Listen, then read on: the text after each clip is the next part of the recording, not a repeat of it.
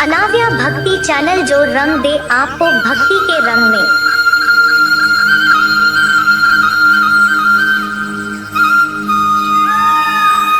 Hello दोस्तों, आपका स्वागत है हमारे YouTube चैनल अनाव्या भक्ति चैनल पर। आज मैं लेकर आया हूँ ऋषि पंचमी व्रत कथा। जो भी इस वीडियो को पूरा अंत तक देखे उसके घर में कभी भी धन की कमी ना हो। तो चलिए शुरू करते हैं। पूरे देश में 8 सितंबर को श्रद्धालु सप्तऋषियों की आराधना का व्रत ऋषि पंचमी मनाएंगे। यह पर्व भाद्रपद शुक्ल पक्ष की पंचमी तिथि को मनाया जाता है और इसे ऋषियों को समर्पित एक विशेष व्रत के रूप में माना जाता है। इस दिन सप्तऋषियों कश्यप, अत्रि, भारद्वाज, वशिष्ठ, गौतम, जमदग्नि और विश्वामित्र की पूजा की जाती है। ये 7 ऋषि ब्रह्मा, विष्णु और महेश के अंश माने जाते हैं। यही वेदों और धर्म शास्त्रों के रचिता माने जाते हैं। माना जाता है कि इस व्रत को करने से सभी प्रकार के पापों से मुक्ति मिलती है और जीवन में सुख शांति आती है। धार्मिक मान्यताओं के अनुसार महिलाओं की माहवारी के दौरान अनजाने में हुई धार्मिक गलतियों और उससे मिलने वाले दोषों से रक्षा करने के लिए यह व्रत महत्वपूर्ण माना जाता है। इस पावन दिन व्रत कथा सुननी या पढ़नी चाहिए। चलिए शुरू करते हैं। इस वीडियो में आपको मैं ऋषि पंचमी की 2 व्रत कथा सुनाऊंगा। तो शुरू करता हूं पहली व्रत कथा। ऋषि पंचमी व्रत कथा। विदर्भ देश में एक सदाचारी ब्राह्मण रहता था। उसकी पत्नी बड़ी पतिव्रता थी जिसका नाम सुमित्रा था। उस ब्राह्मण के एक पुत्र और एक पुत्री थी। विवाह योग्य होने पर उसने चरित्रवान सम्मानित वर के साथ कन्या का विवाह कर दिया। कुछ दिनों बाद वह विधवा हो गई। उसकी एक कन्या भी थी जिसके साथ वह दुखी ब्राह्मण दंपति कन्या सहित गंगा तट पर कुटिया बनाकर रहने लगे। एक दिन ब्राह्मण कन्या सो रही थी कि उसका शरीर कीड़ों से भर गया। कन्या ने सारी बात माँ से कही। माँ ने अपने पति से सब कहते हुए पूछा, प्राणनाथ, मेरी साध्वी कन्या की यह गति होने का क्या कारण है? ब्राह्मण ने समाधि द्वारा इस घटना का पता लगाकर बताया, पूर्व जन्म में भी यह कन्या ब्राह्मणी थी। इसने रजस्वला होते ही बर्तन छू दिए थे। इस जन्म में भी इसने लोगों की देखा देखी ऋषि पंचमी का व्रत नहीं किया, इसलिए इसके शरीर में कीड़े पड़े हैं। धर्मशास्त्रों की मान्यता है कि रजस्वला स्त्री पहले दिन चांदालिनी, दूसरे दिन ब्रह्मघातिनी तथा तीसरे दिन धोबिन के समान अपवित्र होती है। वह चौथे दिन स्नान करके शुद्ध होती है।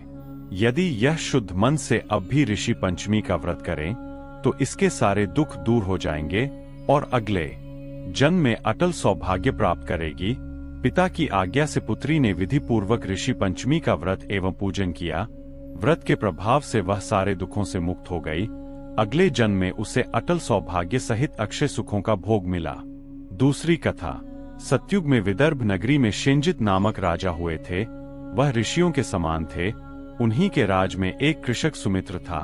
उसकी पत्नी जयश्री अत्यंत पतिव्रता थी। एक समय वर्षा ऋतु में जब उसकी पत्नी खेती के कामों में लगी हुई थी तो वह रजस्वला हो गई। उसको रजस्वला होने का पता लग गया, फिर भी वह घर के कामों में लगी रही। कुछ समय बाद वह दोनों स्त्री पुरुष अपनी अपनी आयु भोगकर मृत्यु को प्राप्त हुए। जयश्री तो कुतिया बनी और सुमित्र को रजस्वला स्त्री के संपर्क में आने के कारण बैल की योनि मिली। क्योंकि ऋतु दोष के अतिरिक्त इन दोनों का कोई अपराध नहीं था, इसी कारण इन दोनों को अपने पूर्व जन्म का समस्त विवरण याद रहा।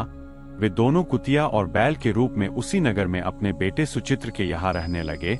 धर्मात्मा सुचित्र अपने अतिथियों का पूर्ण सत्कार करता था। अपने पिता के श्राद्ध के दिन उसने अपने घर ब्राह्मणों को भोजन के लिए नाना प्रकार के भोजन बनवाए। जब उसकी स्त्री किसी काम के लिए रसोई से बाहर गई हुई थी तो एक सर्प ने रसोई की खीर के बर्तन में विष वमन कर दिया। कुतिया के रूप में सुचित्र की माँ कुछ दूर से सब देख रही थी। पुत्र की बहू के आने पर उसने पुत्र को ब्रह्मा हत्या के पाप से बचाने के लिए उस बर्तन में मुंह डाल दिया। सुचित्र की पत्नी चंद्रवती से कुतिया का यह कृत्य देखा न गया और उसने चूल्हे में से जलती लकड़ी निकालकर कुतिया को मारी। बेचारी कुतिया मार खाकर इधर उधर भागने लगी। चौके में जो जूठन आदि बची रहती थी वह सब सुचित्र की बहू उस कुतिया को डाल देती थी, लेकिन क्रोध के कारण उसने वह भी बाहर फिकवा दी। सब खाने का सामान फिकवा कर बर्तन साफ करके दोबारा खाना बनाकर ब्राह्मणों को खिलाया। रात्रि के समय भूख से व्याकुल होकर वह कुतिया बैल के रूप में रह रहे अपने पूर्व पति के पास आकर बोली, हे स्वामी, आज तो मैं भूख से मरी जा रही हूँ। वैसे तो मेरा पुत्र मुझे रोज खाने को देता था, लेकिन आज मुझे कुछ नहीं मिला। सांप के विष वाले खीर के बर्तन को अनेक ब्रह्मा हत्या के भय से छूकर उनके न खाने योग्य कर दिया था।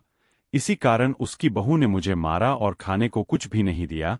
तब वह बैल बोला, हे भद्रे, तेरे पापों के कारण तो मैं भी इस योनि में आ पड़ा हूं, और आज बोझा ढोते ढोते मेरी कमर टूट गई है।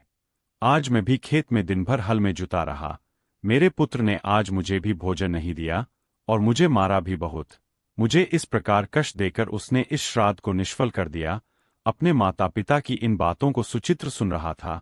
उसने उसी समय दोनों को भरपेट भोजन कराया और फिर उनके दुख से दुखी होकर वन की ओर चला गया। वन में जाकर ऋषियों से पूछा कि मेरे माता पिता किन कर्मों के कारण इन नीची योनियों को प्राप्त हुए हैं और अब किस प्रकार से इनको छुटकारा मिल सकता है।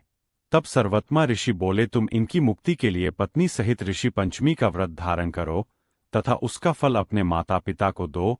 भाद्रपद महीने की शुक्ल पंचमी को मुख शुद्ध करके मध्याह्न में नदी के पवित्र जल में स्नान करना और नए रेशमी कपड़े पहनकर अरुधंती सहित सप्तऋषियों का पूजन करना। इतना सुनकर सुचित्र अपने घर लौट आया और अपनी पत्नी सहित विधि विधान से पूजन व्रत किया। उसके पुण्य से माता पिता दोनों पशु योनियों से छूट गए। जय शिव शंभू की।